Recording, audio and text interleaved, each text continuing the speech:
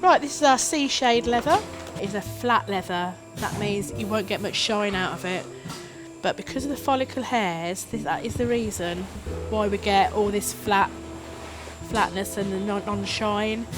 But it doesn't stop you from cleaning them. We maintain these with a tan polish on a sponge. Wipe over.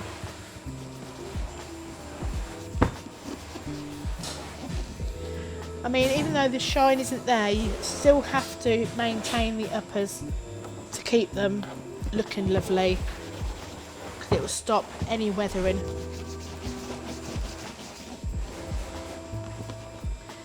Even on the edges, if the edges start weathering, just use your tan polish, or even neutral if you've got neutral at home, doesn't really matter, with your sponge.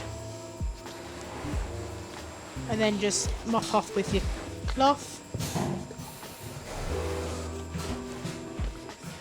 And that is our sea shade leather.